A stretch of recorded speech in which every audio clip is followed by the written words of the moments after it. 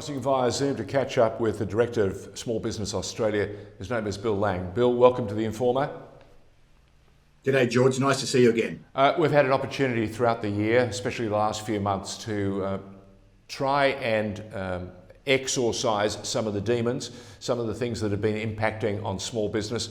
And Lord knows we've had way too many impositions this year. It's been a year from hell. What's the post view like? Are we seeing a recovery for small business as people get back and start to understand that they need to get back into the city, they need to get out and about and support, as you said earlier, from the many discussions we've had, we have to be very good at supporting our local, but we also have to give local businesses who want to export to other states a chance to also have some business and see some meaningful returns after the terrible disruption they've all had to suffer. Yeah, look, George, and I think, small business, a lot of people think of it as the local cafe and those sorts of things, and they are certainly one group of small businesses. But when we look across the country, and last Christmas, we had 2.3 million small businesses in the country. And depending on the industry they're in, the location that they're in, and their size, they're all having very, very different experiences. So for example, if you're a small business in the central business districts of the major cities, particularly in Melbourne, it is still absolutely catastrophic. If you've been, say, a smaller food-related business, in a local suburb, you've had more people working from home. So business has actually been much stronger for you than what it would have been otherwise. If you're a business associated with international tourism, you've been decimated. If you're in the locations where the fires happened, even domestic tourism on top of international tourism. So it's I caution everyone against sort of broader generalizations. For some, it's been a good year. For many others, it's been absolutely devastating. And there are still a lot of issues that many business owners are facing because a number of the things that various governments put in place to help sort of cushion the blow to some degree are going to be removed in the new year. Okay. And there were still many, many businesses, George, that actually weren't able to access any of those things. So they've been drawing down on their savings. So next year, early next year, is going to be when we're going to really see the true economic impact of the way the virus has been managed. And we also have something else coming up, looming in March. It'll be the time that the government has already acknowledged will be the time when many of the key government support plans or programs will be phased out. So again, even more pressure to perform and so many questions still to be answered. Yeah, look, that's right, George. And if we take one area that there's not much media coverage about at the moment, because let's face it, the citizens, all of us, including me, are quite happy. I live here in Melbourne to be able to get back out and about. They talk about donut days. It's almost like a funny thing to talk about. But the reality is there's a whole bunch of businesses that are technically, bankrupt. Yeah, insolvent. There's been protection from the federal government that that the people that are owed the money have not been able to do anything about it. But that protection is currently scheduled to end on New Year's Eve. So it ends on New Year's Eve. Federal Parliament's not sitting. They're all heading off home and having their holidays and doing things like that. And there are hundreds of thousands of small businesses that have a major cliff there. Then you've got some others that would still be basically solvent is the word, which means that they've got enough money to pay their bills. But one of the reasons they've got enough money is they've still got some JobKeeper coming in, albeit sort of lower amount coming in, and some money being put in other people's pockets to come and spend in their businesses. That's currently scheduled to go at the end of March. So we've got a number of big looming cliff faces that while the virus has been, and let's face it was always going to work if people can't get anywhere near anyone. Of course the virus is going to be stopped. Of course it was going to work. There's no heroics here by any government with respect to what's happened. The frontline workers in healthcare, the frontline workers in small business, which are the bookkeepers and the accountants, they're actually the true heroes, the people that have been going out there and working while all this fear's been whipped up.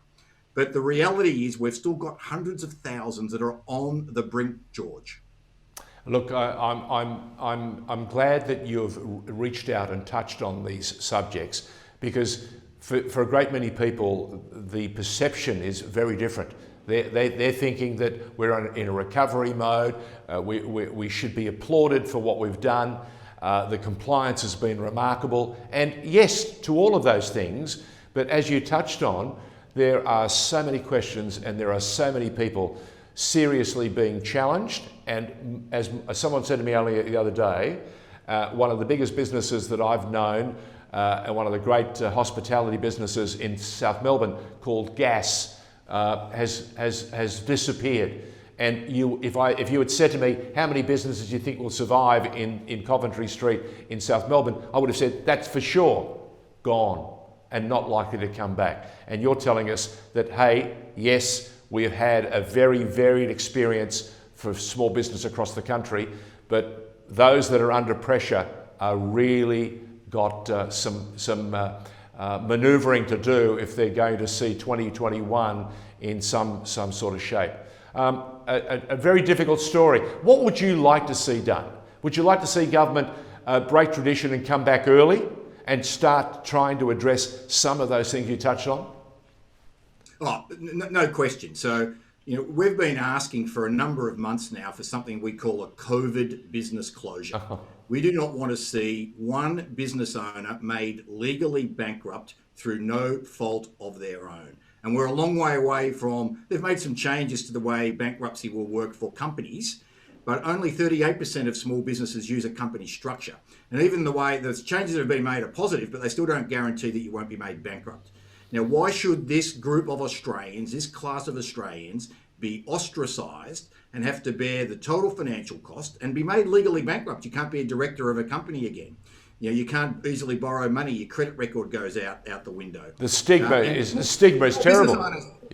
Small business owners, George, they're not born. They're made.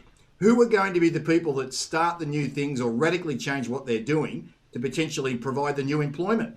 It's the small business owners with experience. So we sort of got a bit of a catchphrase we've been talking to a number of organisations we're working, which is we've got to think about getting everyone through to 22. Everyone through to 22. So we need the federal government to implement this concept called the COVID business closure. We need to make sure there's more direct financial support, not the sort of job keeper, job seeker. It's direct support to help these business owners get through to 22, to give them every opportunity to get the trade back. Now, the other thing, and it's good that there's, we're talking about recovery and the consumers are feeling more confident, and in certain categories, they're back to spending money again. And Christmas is just so important, the New Year period for so many businesses. But we don't talk much about the smaller business-to-business businesses. There's a lot of little businesses out there. They do advertising research. They provide marketing services. They do a range of things for other businesses. So when you've got a bunch of businesses going out of business, the businesses that support those businesses are also in trouble. And every Australian knows, George, as they've walked around in various levels of lockdown in recent times, or they're working from home, they've seen the for lease signs going up in the local high street. Right? That is the telltale sign. Those businesses have already gone. Now, at the state government level, across the states, there's still issues for a lot of business owners with their landlords when they rent premises.